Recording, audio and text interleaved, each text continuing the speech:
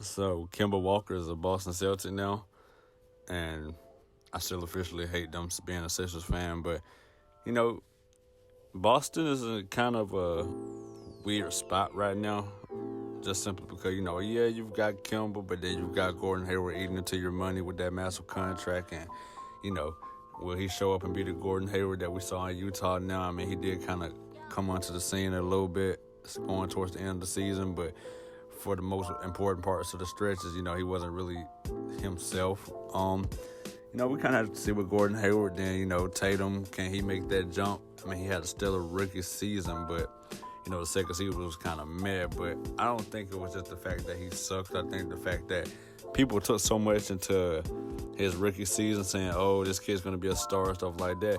Yeah, I mean, he averaged 16 a game. I mean, yeah, it was cool. And then he did the whole playoff things, but that was with Kyrie out and, Gordon Hayward missing some time and him really just being that main focal point of the offense and stuff like that next to Jaylen Brown.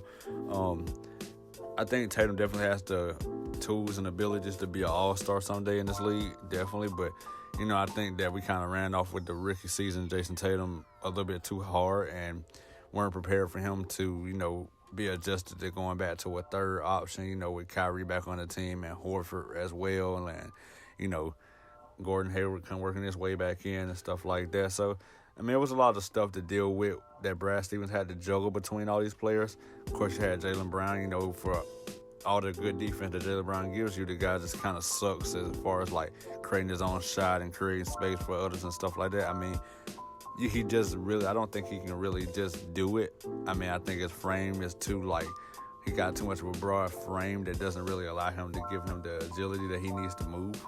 But, I mean, for all the things Jaylen Brown does, he was shooting a good, decent three-point percentage from the three-point line when Kyrie was down. And, I mean, for all the stuff Brown has done for these Celtics, I think he's too valuable to pass up on and give up on just yet. But, can this team make the playoffs all over again?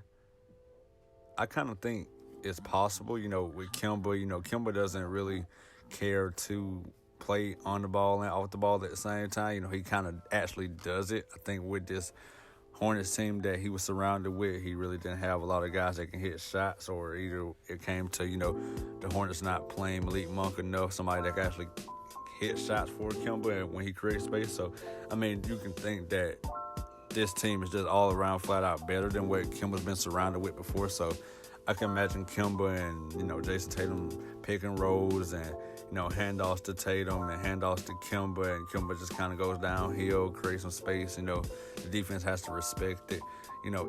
For all the things that they've done, Horford is going to be a big chunk that's missing from this group because he provided so much and he can stretch the floor out.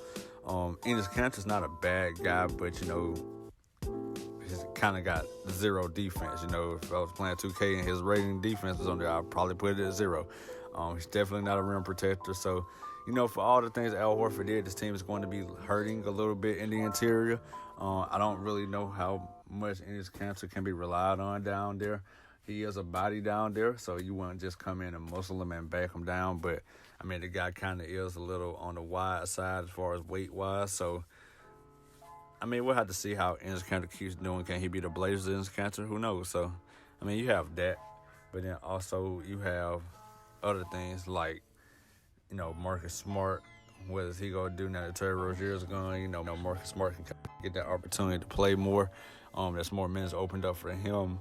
The Morris brothers gone. So, I mean, I think they're depending on a lot of the young guys. Carson Edwards, I don't know if he'll be the next reincarnation of Isaiah Thomas being 6 feet. I mean, for all the things he did average 23 points in Summer League as a 6-foot guy, and was kind of the explosive guard that came out of Purdue that, they drafted him to be. So, I mean, Carson Edwards could give you something. Maybe you can stick him at the backup point guard and put Marcus Smart at the, 2-guard position. I mean, I don't know. There would be a lot of holes to hide on defense. You kind of have to hide him the same way that Stevens did Isaiah Thomas, when he was there. So, I mean, that is a thing. And then you also have Romeo Langford. You could go Marcus Smart at the 1 and Romeo Langford at the 2, depending on, how much Langford improves as a shooter. He did injure his thumb in Indiana, so I mean, but they did still pick him at 13 overall in the draft. So, 14 overall. But, maybe you see if Langford can be that next scorer behind Tatum. I think that Langford has a good chance to offset Jaylen Brown for the starting shooting guard spot if they continue to move Brown right there.